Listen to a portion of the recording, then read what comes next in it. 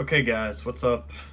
I been wanting to make this video for a minute and it was 4:05 in the afternoon, so I was like, perfect time to give this a shot. So home training, cheap and easy ways to do it and get effective workouts in, even if you're strong. So that's kind of my goal here. Is it's easy if you're a beginner, you do a bunch of push-ups and get a little fitter, but if you're strong, it's a little harder to get in a good workout. So why can I speak on this? My qualifications. So you got a 330 bench. Go, Calvin. Solid. Yeah. Come Come on, on. come on, come on. Yeah. Good There you finish go. at the end there. I will say for the speed, 430 squat. Come on, Calvin. come on. Not a problem. There you Making go, it look Calvin. easy. 3 white lights.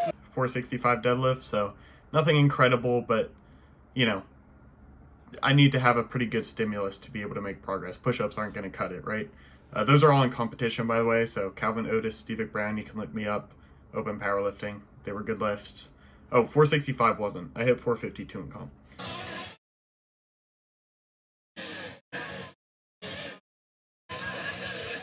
Nice, Calvin. Nice, easy opener by him there. Anyway, it also sucks trying to motivate to lift at home because you can't progress on the fun lifts. I mean, you know, I don't know how many people really care about their deficit push-up, but I'll get there as well. So it can be really fun. You can find some fun movements, but you might not be able to cover every base that you want to cover. Like, will you be able to hit your rear delt specifically super well? Probably not, but you can make great progress on some of the muscle groups, enough of the muscle groups where you're not wasting time. So this is kind of who this video specifically is targeted for, is people who are at home for like a chunk of time, but not long enough to have a home gym. Because if you have a home gym, you've got it all figured out, right? But if you're home over a break, you don't want to spend a bunch of money on a barbell and things, and you don't want it to take up so much space either. So that's kind of what I'm working within, and therefore that's what I'll be able to give advice on. So some of the essential equipment, in my opinion, is obviously the number one home lift thing you're going to want is a pull-up bar. I mean, there's tons of different types of pull-up bars. Even an over-the-door one will work. Might kind of destroy your door frame, but whatever. That is pull-up bar. It's the most essential workout equipment there is. And this is, I'm talking about people who are relatively strong, not, you know, very much beginners, but everyone could use a pull-up bar, really. And then I'm assuming if you're watching this video, you have a bunch of random dumbbells lying around, like 5 to 25, I don't know. I have like 5, 8, 10 pound dumbbells and then a singular 25. So that's kind of what I'm working with there. Obviously, if you can get a heavier dumbbell, that opens up a lot of possibilities. I think if I were to get one more piece of equipment that I don't have, an adjustable dumbbell would be awesome. But anyway, this is the basic stuff. So if you can get push-up parallettes, I'll show a video of that. Oh, and for the qualifications, I'll show my physique as well. I'll try to throw up those videos. I'm not a video editing expert, but so what else do we want here? The push-up parallettes, if you can just, you could go on books, but it's kind of janky. It's like $30 to get decent push-up parallettes. They're, you know, they're gonna put you off the ground about this much. If you do, you know, spend $26 instead of 21 and get something decent, a little bit of metal, it'll make it go a long way. That'll make chest movements much harder, which is what you want, because if you have a strong chest, push-ups are just not really gonna cut it. I was looking at a garage gym reviews, and I found for bands, which are also going to be helpful. I don't like band movements, but they'll help with some of the other stuff that I'll get to. And I saw the Living Fit bands. It's like 80 for 6 or something like that. I was like, oh, that's stupid. But if you select the 4 option, you can get 4 for 40, which I think is a great deal that covers all your bases. Another thing is the Nord stick. It's really hard to train legs, and I found that in combination with the bands to be a solid way to train hamstrings. Not incredible, but you know, whatever. At least you're doing something. You got the random dumbbells, a backpack, you know, I'm assuming you have that as well. I've heard people like doing dips on walkers. I tried it on a walker I had lying around, and it was really wobbly. So maybe if you have some super robust one, I love dips, one of my favorite movements, but it didn't work out for me. If you need straps, those are great. My pull-up bar is set up super weird. It's like a bar sitting in these little V holders, so super spinny, and I have the sweatiest hands known to man, so straps would help me a lot, but I forgot to bring them home last time. Though they're, if you need them, it's great. It's not worth losing out on back gains for, you know, a little extra grip. And you can do wrists, forearm workouts, even though they're kind of boring. Let's see. So I've done a push-pull legs basically for most of the past 3 years. I've tried some other stuff. I did a bit of powerlifting, of course. Done Jeff Nippard's. If you're watching this, you know who Jeff Nippard is. That's good. So that's just what I'm used to. I mean, I think full body might be the play when you're at home, but I just like my kind of split. So that's what I stuck to when I was at home recently over winter break. I did incorporate a bit of full body though, my only hamstring movement was that Nordic hamstring curl with bands. So I threw it in on the every other day, just to get a little extra volume in there because it felt like not enough just doing it on the leg days. I didn't do this long, so I didn't suffer any overuse or anything. With limited movements, that might be an issue for you, but I didn't run into it. I'm not very injury prone, so I'm not great to speak on that, but it is what it is. If you feel like you're gonna get hurt, you know, back up and do some other stuff. So because I did a push-pull legs, I'll go in that order of the lifts I like to do when I was at home. So my main movements for my push day, I've got my app on my phone to look at everything, but that's unfortunate. Okay, but I did, I have some notes here. I did handstand push-ups with the parallettes. I could only get like 3. Those are really hard. So that's great. And I did, even though I don't care about shoulders as much as I care about chest, I do want to hit a 2-plate OHP at some point. But I started with that because it was the hardest movement I could do.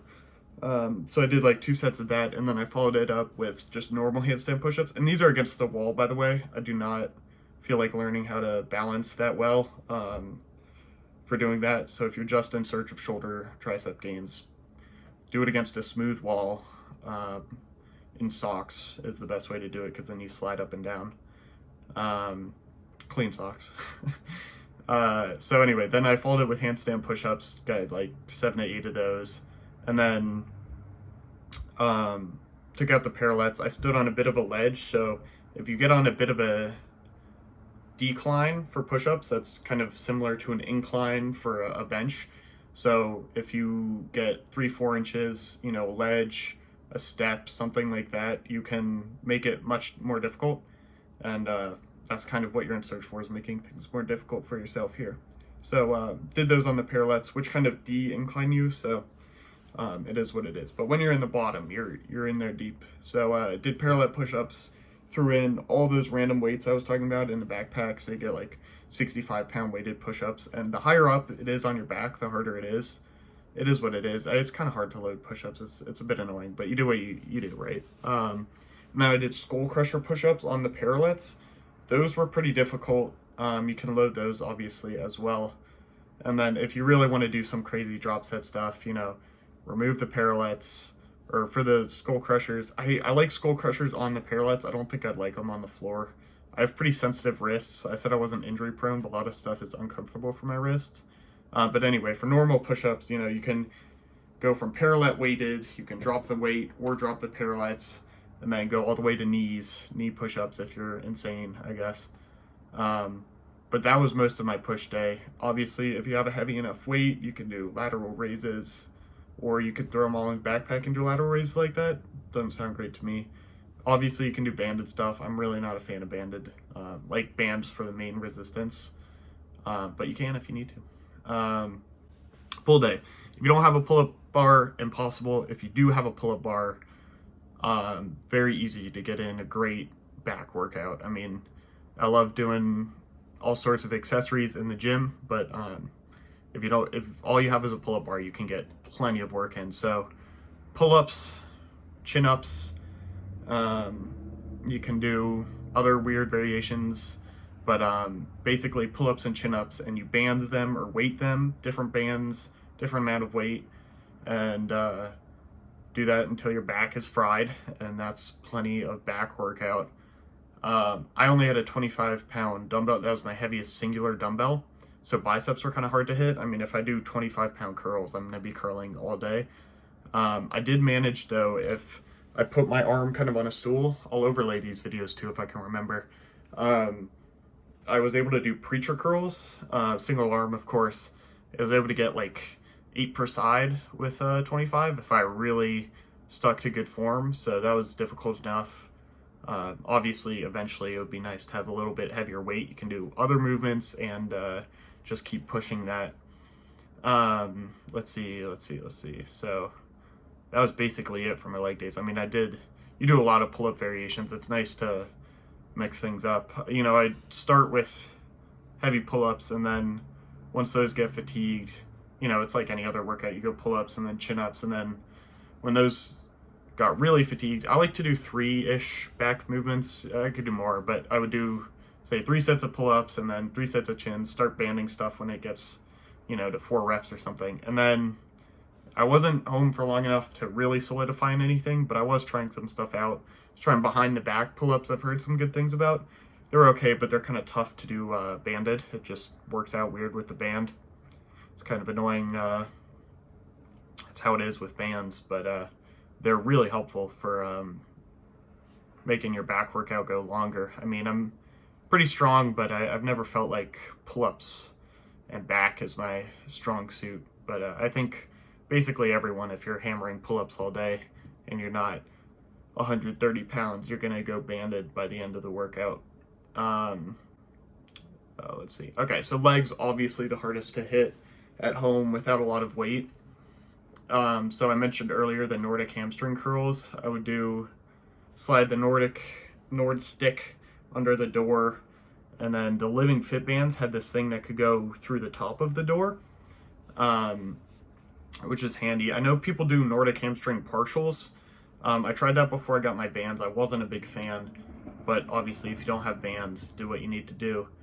So I just band around my chest. I would start with a lighter band, obviously, and then work up to a heavier one as I get more fatigued. But put my knees on a pillow so I'm not crushing my knees. But yeah, just because that was my only hamstring movement, I did it twice as often as I otherwise would.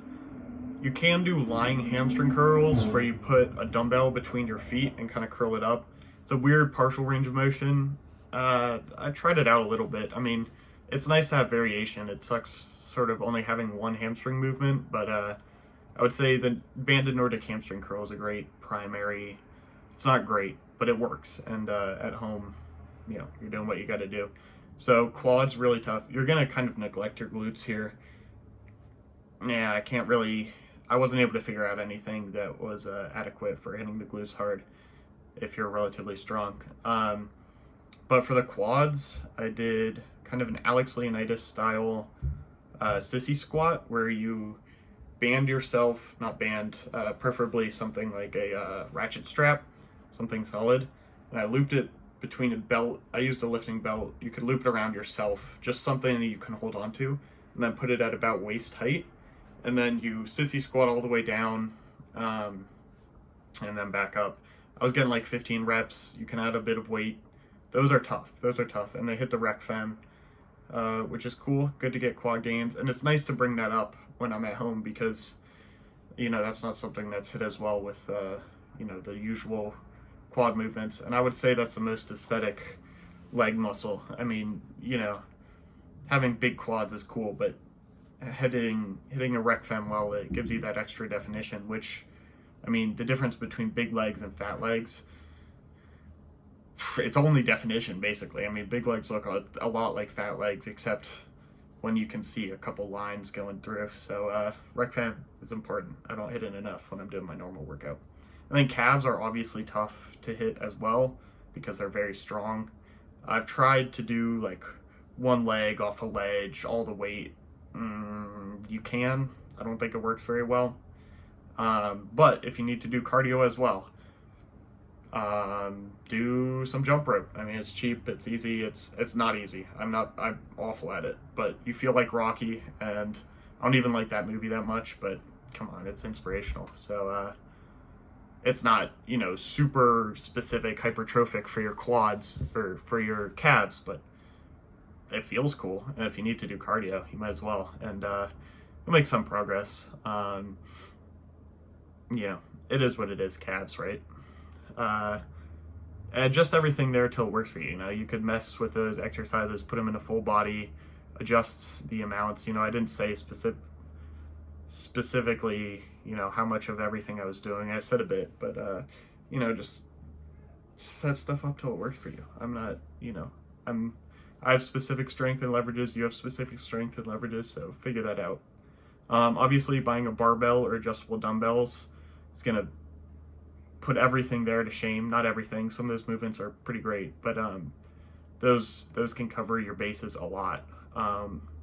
But these are what I found to work without a lot of equipment, even if you're decently strong. I mean, dude, trying to challenge your chest, you have a 330 bench without decently heavy weight.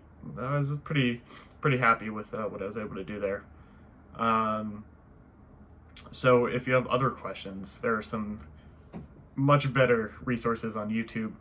But if you have questions and you want to put them in the comments, I'm happy to answer them. Or if it's enough, I'll make a video on it, because why not? It's fun. This was fun to do. But my goats on YouTube, the best guys to look for. Jeff Nippard, he's the man. I've been running his push-pull legs basically the entire time I've been lifting, with some hiatuses for other stuff. You know, people get, ooh, science this, science that. 95% of stuff all these guys I'll recommend agree on, and you can find a great split from any of them. But next guy is Alex Leonidas. I mentioned him earlier with the sissy squats. He's super cool, crazy physique, and just good input on things. Basement bodybuilding is really good. He's a pure bodybuilder, so if you're looking for just stimulus for bodybuilding, it's pretty great. GVS is also similar to that way. He's got an insane physique, very underrated, except for Nadir Juice Reddit, which he loves to point out. But yeah, he's also great. Those guys have some different perspectives that'll all help you get somewhere. And then Bald Omni Man, also great resource. So those guys are, I mean, Jeff Nippard's really big, and these other guys are getting some clout, but you know, you'll get good different perspectives from all of those guys. It's not like they need a shout out from me. I'm sure they'll love the insane clout they'll get from this video, you know, viewers flocking over to their channels. But those have been my favorite resources for just learning, getting stronger, getting bigger. So, you know, if you have basics questions, those are kind of the guys to watch. But yeah, see you in the comments. Yo, editor Kevin here. I forgot a couple things, and I'm probably gonna forget things here, but number one, the motivation thing. It's most important to find lifts that you find cool. So you might go in not thinking you're particularly excited about any of those lifts, but if you can find one you're excited to progress. I mean, pull-ups, fun to progress, fun to get rep PRs, or just absolute weighted PRs. Handstand push-ups, I gained 1 rep over the course of my break, so that was pretty cool. And then the other thing was abs, which I forgot to mention, but hitting abs is important. So hanging L sits, you know, people love those. I've never been a big fan. I did kind of GHD sit-ups, Bald Omni Man style, because that's better with lighter weight, but you have to have a weird setup to be able to do that, which I managed to make, and maybe not everybody's able to make it. So that's another lesson, is get creative. Use what's around you, even if you think it might not be lifting related.